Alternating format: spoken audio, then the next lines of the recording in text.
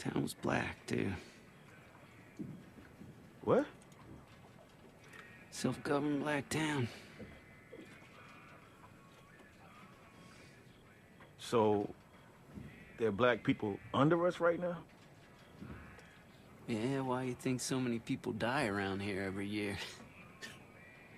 Because of drunk rednecks trying to fish at night, like you.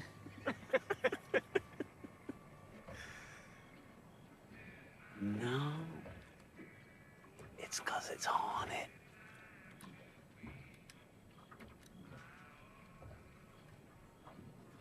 You really think it's haunted? Oh, yeah. A lot of souls down there. That's what pulled you under. Town full of black folk. They were almost white. Get the hell out of here, man. What are you talking about? They were almost white? White's not a real thing, right? Yo, welcome back. Welcome Peace, back. peace, y'all. That Black Ball Podcast Yes, with your sir. boy, Skip Rock and your boy. Safari.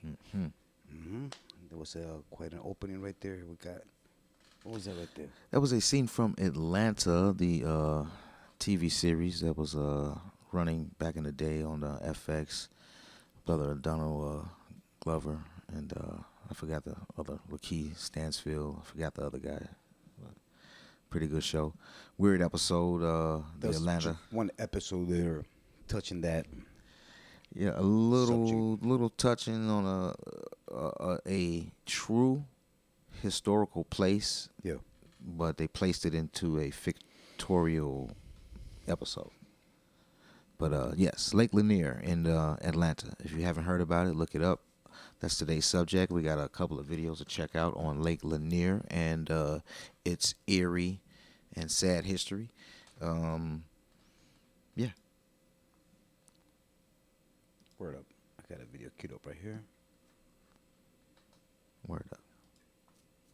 11 people have died in drowning or boating accidents on Lake Lanier this year, including a father and son. Charged with responding to all of those calls are divers with the local fire departments. 11 Alive's Caitlin Ross shows you what they deal with under the surface of Lake Lanier. It's dangerous and deadly environment.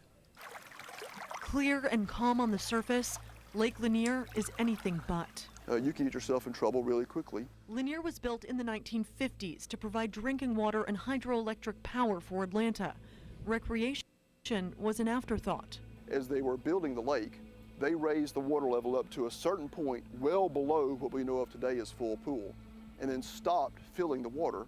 From there, construction crews floated on the lake, cutting off the trees about halfway. So today, those stumps are still there, and they're tall because this was forest land and farmland. Also beneath the surface, old homes, barns, even a racetrack, which famously surfaced during the 2007 drought. You could see the tops of the stands, a haunted memory, waiting for spectators to show up for the next race. It's all good now, but when the next drought comes... When that does, everyone needs to use extreme caution on the lake. The Forsyth or Hall County dive teams respond to every rescue and recovery call. Generally within the first hour, we're in what we call rescue mode. We're hoping that we can rescue someone. No, I don't want to lose a diver. Divers deal with frigid temperatures, near zero visibility, and all of those underwater hazards. The bridges are like the trash bin for anyone traveling down the roads. They blew the old bridges in place, so you have concrete, rebar. The divers work in teams, one person in the water and the other on the shore. They're tethered together by a rope and communicate by tugs on the rope. Divers say they never know what they're going to find. It's bad enough that you got a loss of life, but you see their grieving family. And that's really why we do this. I couldn't imagine as a father, as a brother, as a son to see one of my loved ones disappear. I have to go by this lake every day and just wonder. That I wouldn't wish that on anyone.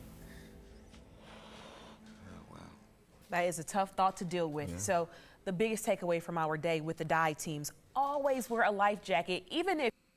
What lies beneath? Always wear a life jacket, bro. It's an ill title and caption of their news segment. What lies beneath? Lies. Wow. It's funny because you were mentioning that they didn't actually detail, they didn't ID the actual specific consequences of like who were the affected victims. Right, of that supposedly town that had a racetrack. That's it, a racetrack. Mm-hmm. Wow, okay. There were homes. They said there were homes there. Whose homes? It's claiming people, claiming souls. Right. That's Atlanta, also known as the Peach, but also known as Hot Atlanta and shit. It's really hot down there, yo. She said the fucking lake was like sub-temperature. That's really synopsis with like ghost or Just it's presence of it's freezing water. It's like it never actually warms up. Right, exactly. To the local weather. Yeah. The peachy weather. Interesting, man. Yeah. Let's see what they gotta say over here on this next one.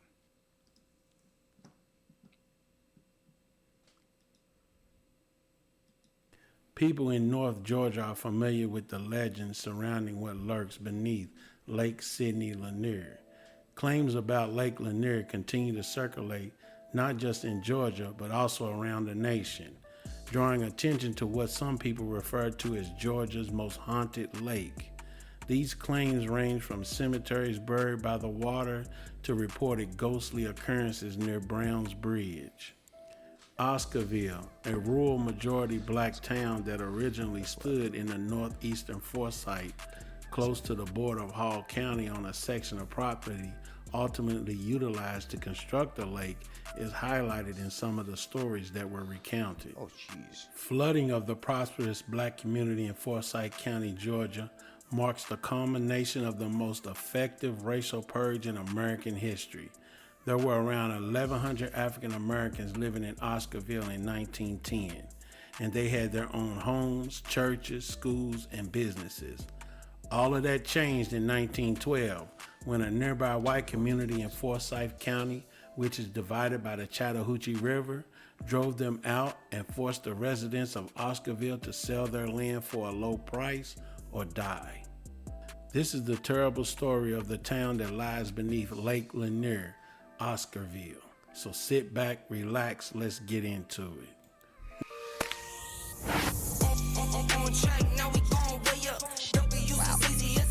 When the Beaufort Dam was finished in 1956, a vast 58 square mile reservoir known as Lake Lanier was created. It still helps in managing flooding along the Chattahoochee River and offers water and electricity to locals close to Atlanta. But to understand how and why this enormous lake came to be, we must first go back 45 years to 1912 in the little African American community of Oscarville. About 1,100 black people lived in Oscarville, which was located along the Chattahoochee River. The majority of these people were freed after fighting in the American Civil War. Many did odd jobs for white people living in nearby areas or labored as hands in cotton fields. They were able to support themselves with a respectable income, building a strong neighborhood with churches, schools, and small businesses. Many residents were still on edge following the 1906 race riots in Atlanta and believed additional violence could break out at any time. On September 5th, 1912, a white lady called Ellen Grice, then 22 years old, claimed that two black males had attempted to assault her but were scared away by her mother. 5 black guys were detained by the sheriff of Forsyth County for the alleged attack. In the nearby black neighborhoods, news of the attack and arrest created quite a commotion. Grant Smith, a prominent black pastor, pleaded with the sheriff to free the men. He asserted that there wasn't enough proof to convict all 5 individuals of assault and offered the possibility that one of the guys may have previously been involved in a consensual relationship with Ellen Grice. Pastor Smith's accusations infuriated many white people, and an enraged mob attacked and horsewhipped the preacher on the courthouse steps, almost killing him. The mob demanded that Pastor Smith be hung or set on fire. The National Guard was called in by Georgia's Governor Joseph Mackey Brown to calm down protests, and the prisoners were moved to several locations for their protection before being placed in an Atlanta jail. An 18-year-old white lady named Mae Crow was assaulted a week later on September 12, 1912, in the Big Creek neighborhood of Forsyth County, Georgia. Mae Crow's body was discovered the following morning, half naked, bloodied, and covered behind a mound of leaves. She was alive and barely breathing after having her head bashed in with a stone. The crime scene would reportedly contain a little pocket mirror that belonged to Ernest Knox, a 16-year-old black kid from Cumming, Georgia.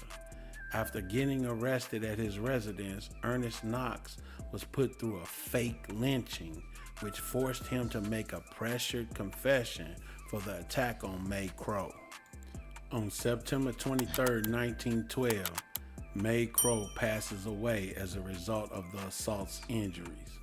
Mae Crow is never able to accuse anyone of being involved in her attack since she never comes to. White people became angrier as news of the assault on Mae Crow and Ernest Knox's admission of guilt circulated. In front of the jailhouse where Knox was being held, a lynch mob quickly assembled. Late that night, officers had to smuggle Ernest Knox out the back door in order to spare him from being hung.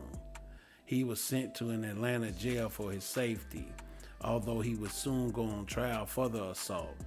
The next day, Trusty Jane Daniel, Oscar Daniel, Rob Edwards, and Ed Collin were all hauled into jail for being accused of helping the 16-year-old commit the crime.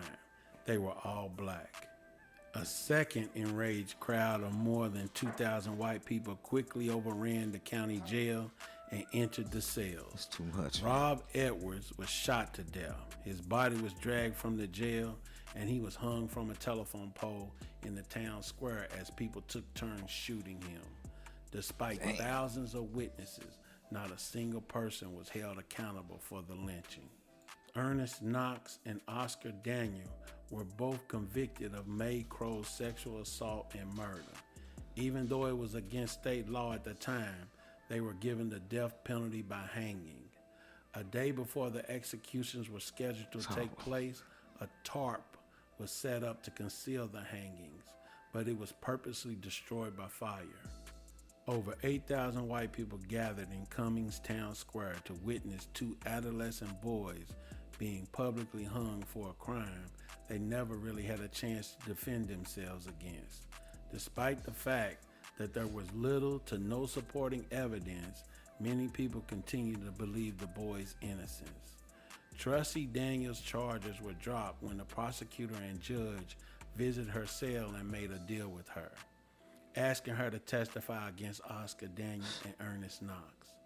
The all-white jury took little over an hour to convict the two boys for Mae Crow's killing. After the executions, a white terrorist group known as the Night Riders made it their aim to drive any black person they saw out of town. This is when the fear first started to spread. One of their primary targets would ultimately be Oscarville, where over the course of only a few years, 98% of its black citizens would either leave their houses or be killed for refusing to evacuate. White neighbors acquired black property deeds without any sort of document of sale or transfer. When the Night Riders drove the black people off their property, this essentially permitted numerous white people to seize the land that had previously belonged to them. More than 1,100 black people would lose their jobs, and Oscarville, a once thriving African-American community, would become a ghost town. Oscarville was the beginning of the racial purging, but it didn't end there. A proposal to construct Lake Lanier was in full swing in 1950 when portions of the stolen property were sold to the American government. Oscarville would soon be completely underwater after being purposely flooded in conjunction with the Beaufort Dam to meet the rising need for a water supply for the adjacent communities. Thousands of acres of farmland were destroyed. Hundreds of people were uprooted, and over 20 black graveyards were submerged. But the rest of Forsyth County remained unaffected and remained an all-white county for a few more decades. Forsyth County didn't have the whites only and coloreds only signs during the Jim Crow period, since there were no black people to be segregated. The racial purging of Forsyth County took place in 1912, but it wasn't until January 1987 that Cumming, Georgia made national headlines. In Forsyth County, where no black people have lived for 75 years, about 15,000 to 20,000 civil rights marchers, many of them black, marched to the courthouse square. A violent response was given to the activists. Residents were observed hurling rocks at the civil rights activists and shouting racial epithets at them. Civil rights pioneers Jose Williams and Coretta Scott King led the march. Jose Williams stated, "We've come back to Forsyth County today to prove that truth crushed to earth shall rise again.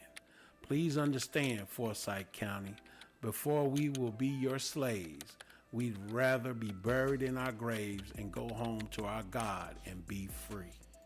Due to the high amount of drownings that occur there, many people now think Lake Lanier is haunted. According to authorities, there is a complete town with buildings and even a forest region with 60-foot tall trees underwater. It makes moving through the lake more difficult. According to them, a person can drown fast after becoming stuck in debris. Hey, you watched to the very end. We appreciate it, guys. Thanks for watching another episode of The Rest of Intelligence. My guy. Thank you, man. We appreciate you. We'll leave the link to yours.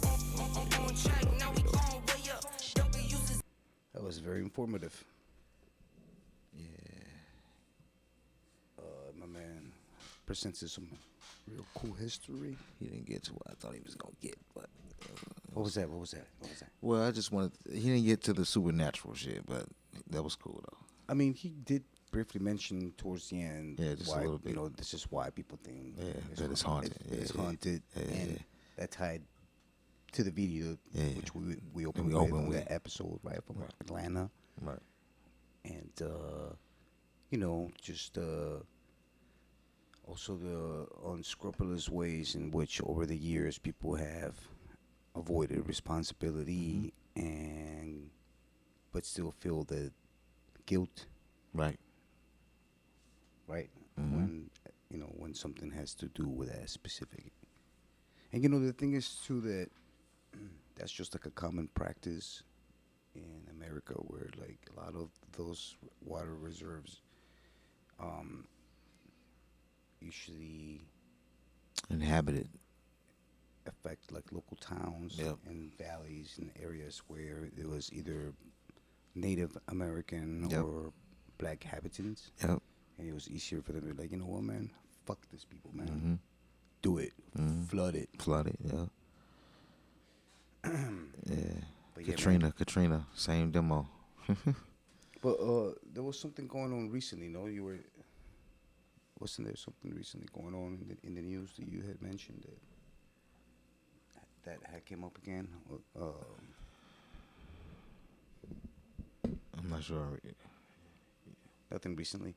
I mean, but so tying the story together, how this is relevant, I guess, to, like, the state of hip hop culture. My man Glover is, right. Childish Gambino, hip hop artist. And excellent actor and director and writer as well. Mm-hmm.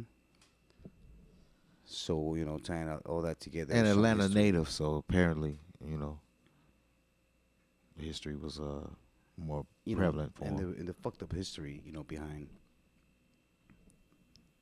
that episode and the reality behind that, it's pretty horrid. But yeah, man. Well, thank you for joining us and keeping up with us here at the Dead Black Monk Podcast. Subscribe. Tune in. Shoot us ideas. Shoot us comments. Link. Dead Black Monks Podcast - Rebel Radio YouTube handle. Get at us. Peace.